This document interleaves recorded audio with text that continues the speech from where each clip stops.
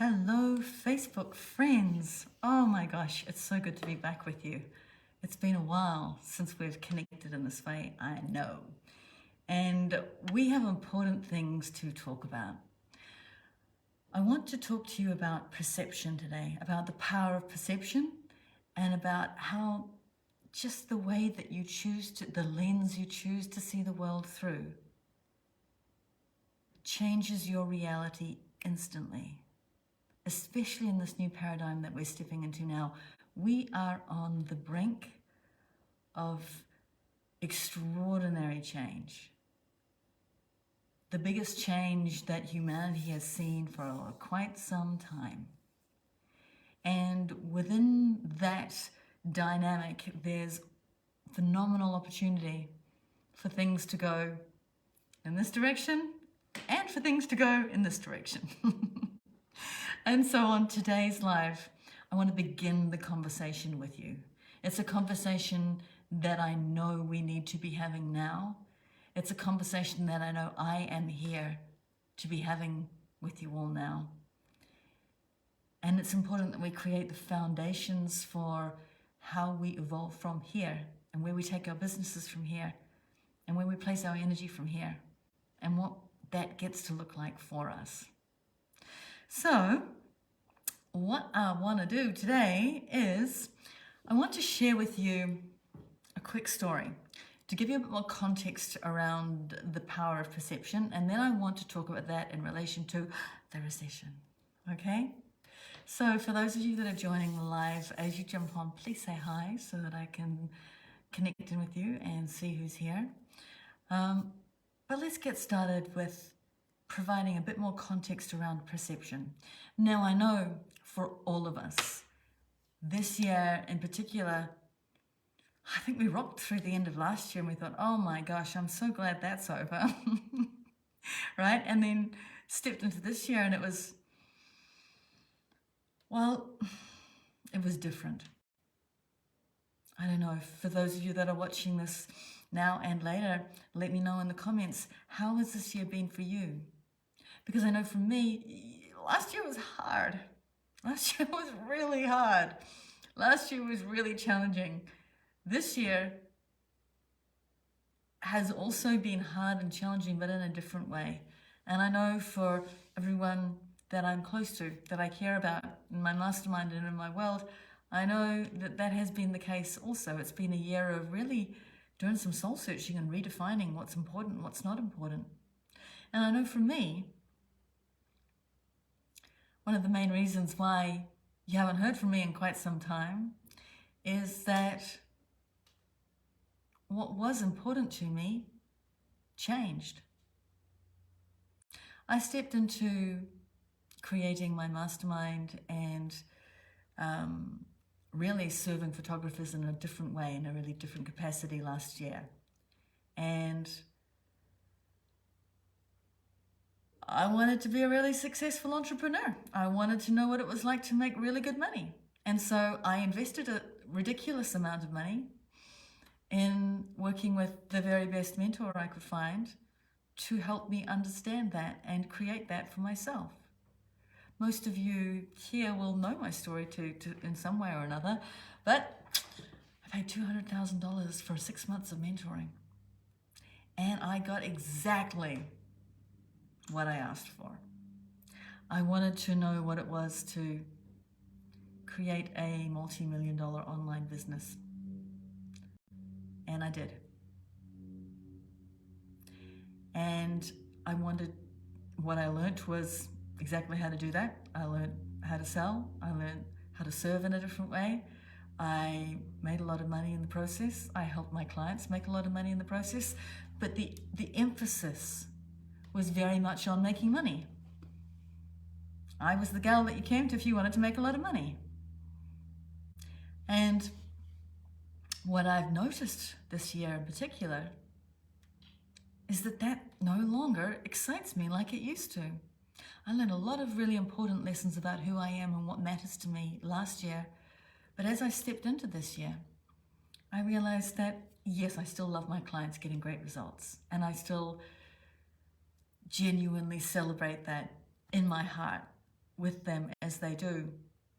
But I no longer really share those results publicly. That's no longer the focus for me.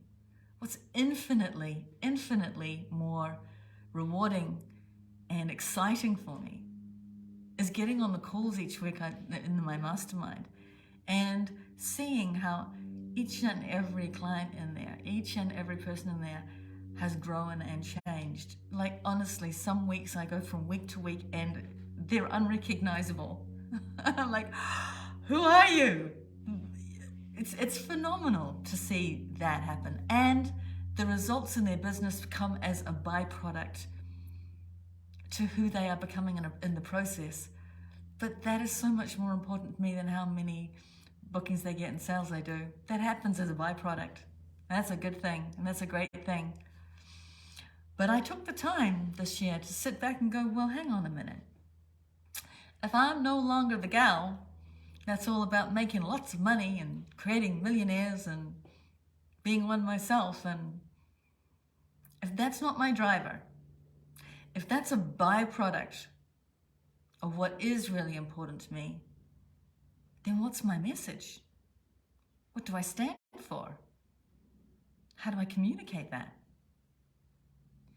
And I didn't have answers for any of those things. And if you know me, you'll know that I'm a great believer in that if you don't have anything powerful and important to say, don't say it, don't speak, right? And so I gave myself the grace to step back and stop. And I know for a lot of you here, there's been times this year when things have kind of come to a halt for one reason or another. And I know that initially that can be a scary place to be, because you're like, whoa, hang on a minute.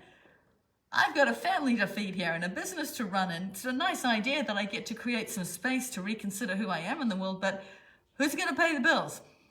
Can we speed this process up a little bit? What do I need to do to speed this up? But I decided that I was going to re-perceive that. And instead of freaking out, and instead of worrying, and there were some days where this was easier than others, I decided I'm going to give myself the grace to actually step right back and take a look at what this is, where I've come from, what this can be, and where I want to go, who I want to journey with, and what I want my time, love, and energy invested in moving forward. As part of this process, I got really sick too. For about a whole month there, I lost my voice entirely. It's like the entire universe was saying, okay, so just in case you just have a little bit of a moment and decide that you do want to go speak about stuff that you haven't fully formulated yet, we'll just take your voice away just in case. Let's play it safe, right? Because we know what you're like. So we'll just play it safe. And I felt my entire world just go whoosh into this little pinpoint that was me. And it was a process of surrender. And just when you think everything's fallen away and there can't possibly be anything else left to let go of, oh, something else just falls away. And so you surrender that too. But what I knew, or what I chose to perceive, what I chose to know as my truth, because this is where the power of perception steps in for us all, right? I could have chosen to perceive this last 3-4 months as me failing.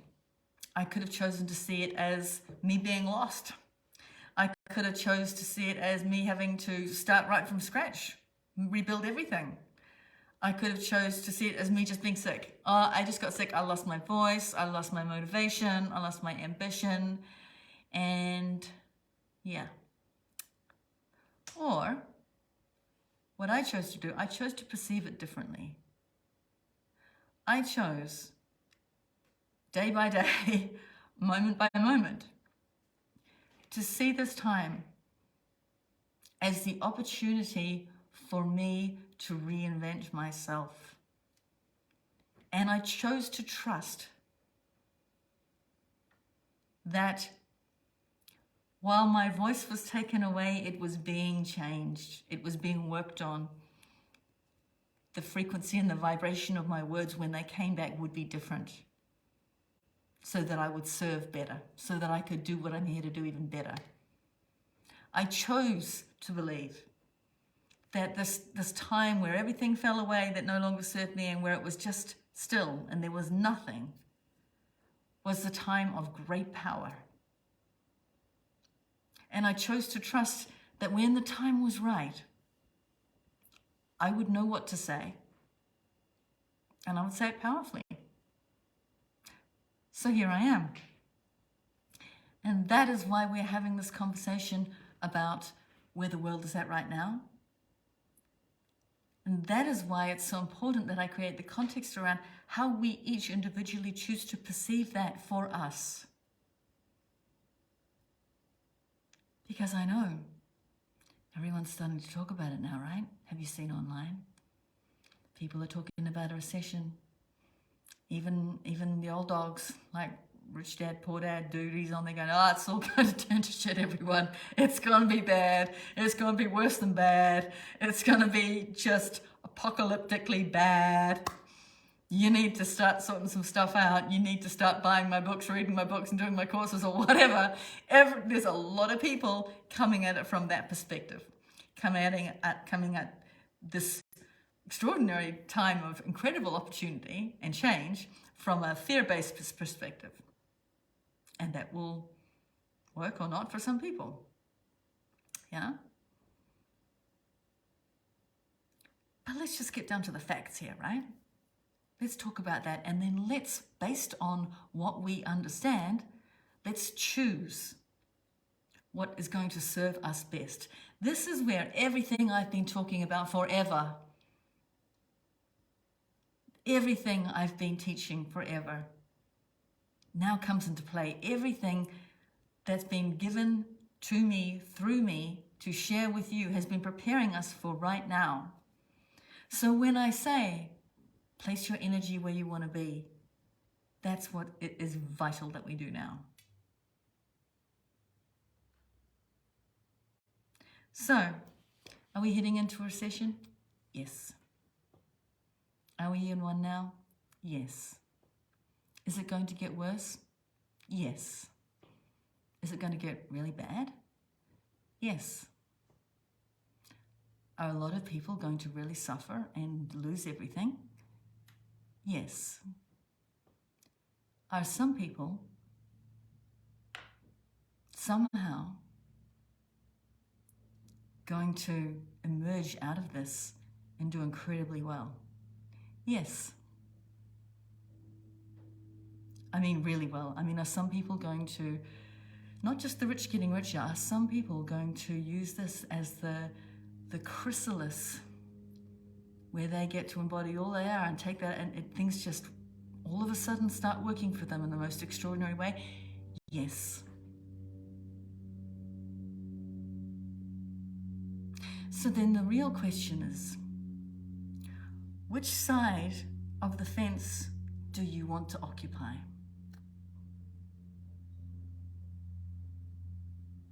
Because that's your choice. There will be an abundance of proof that will support whatever belief system you have, whatever belief system you hold around how this will play out for you, your family, especially for you, because you can only take responsibility for yourself. But that's where we are the heart. We are the heart of the ripple that goes out into the world.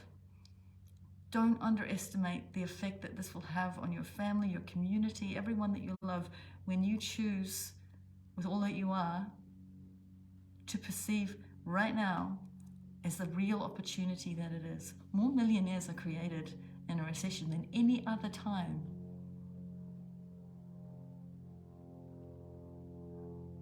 But you must choose that.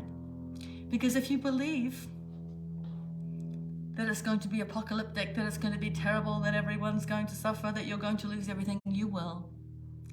And there'll be plenty of evidence that you are aware, that you see all around you of that happening to support your belief system.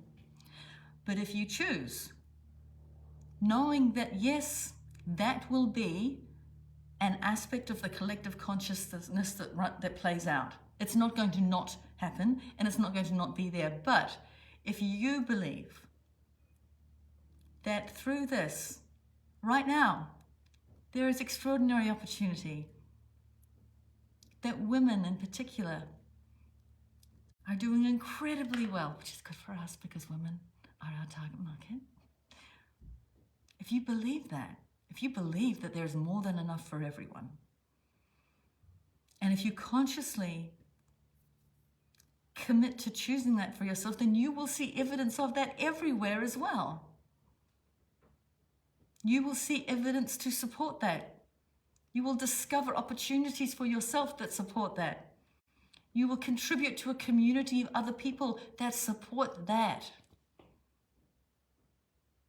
And in putting your energy there, because that's where you choose to be, you will create more of that. So I wanted to share with you today the importance of the lens that you choose. You can't afford to be lazy or sloppy with this, because unless you consciously and actively choose, the choice will be made by default, because the weight of collective consciousness is going to go onto this side of the fence. There will be a huge fear body around this. But you get to choose whether do you contribute to that? Do you buy into that? Do you allow that to choose your path by default for you? Or do you use that? You say, I see you there, but I choose this. I choose the opportunity. I choose to surround myself with other people that are also choosing the opportunity within this, the creativity within this, the magic within this. Because for those of you, I know most of you in my world come from a beautiful heart space, and you know you're here to serve. But you can't help anyone on that side of the fence if you're on that side of the fence with them. This is where it comes down to radical self-responsibility here. The only person you are responsible for is yourself. So, the good news though, is on this side of the fence, is it's actually incredibly dynamic and fun. And what's available to us over here is some pretty extraordinary alchemy, which can facilitate change in ways that none of us have really experienced up until now. And that's where I'm excited to be. That's where I'm inviting you to be with me. That's what we're going to be talking about. That's what we're going to be building upon. But it begins right here, right now, with you making the decision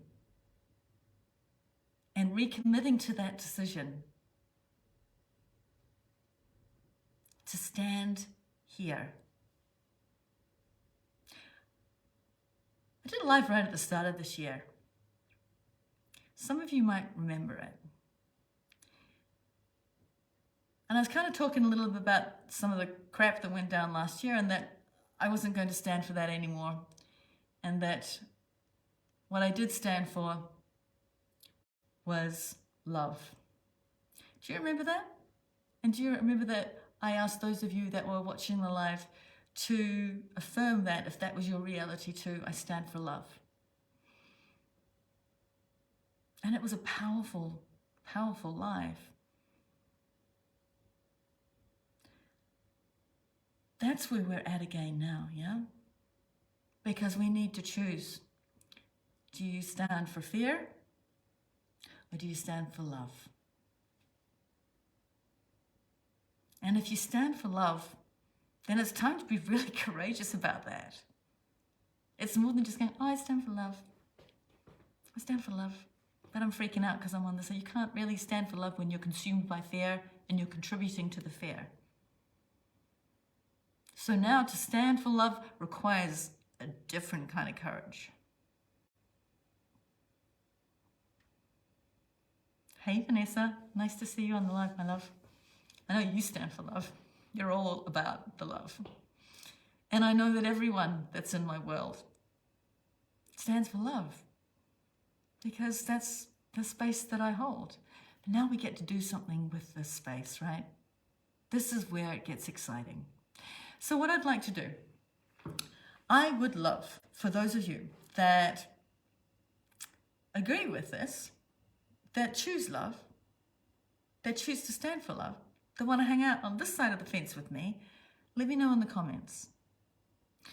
And I want to leave you today with a little story, okay? And I want to ask you whether you would like me to take this further with you. So I remember I had a mentor a while ago, extraordinary man. And he was a very successful man, but oh my gosh, the time that I was working with him, he had stuff going on. I mean, he had fires going on left, right, and center. Everywhere you looked. And yet he was such a present, calm, poised, powerful, gentle, loving leader. And I would watch him navigate his business and his life and his world where unimaginable things were happening. And his job was to lead through it. And it's almost like the worse things got, the calmer he got, the more focused he got, the more grounded he got. And I watched this play out. And I said to him, how do you do that?